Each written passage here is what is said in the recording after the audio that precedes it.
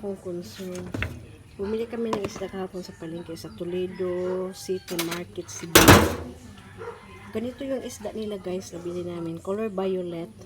Parang may chemicals lang nilagay. Tapos ito, tingnan mo guys.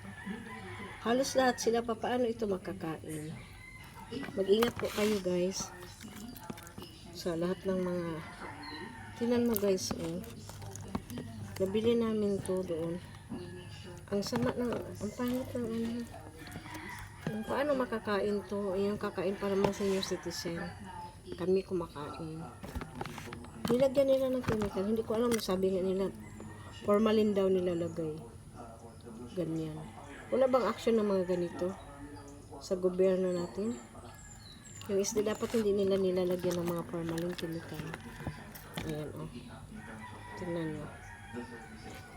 Ang pangit. Ayoko sana magpost na ito dahil ano violet ang color niya. Madalas ako bumili ng isda na ganito pero ngayon lang ako naka-encounter ng ganito.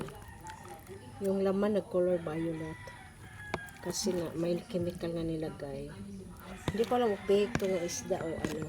Hindi ko alam. Violet mga violet siya. Kahapon ang presko-presko niya tingnan pero ngayon wala na. Pagdating sa bahay iba lang ang ano bulok yung laman. Violet na ang laman pag nilinis mo violet na nag-color violet siya sa loob lahat yan.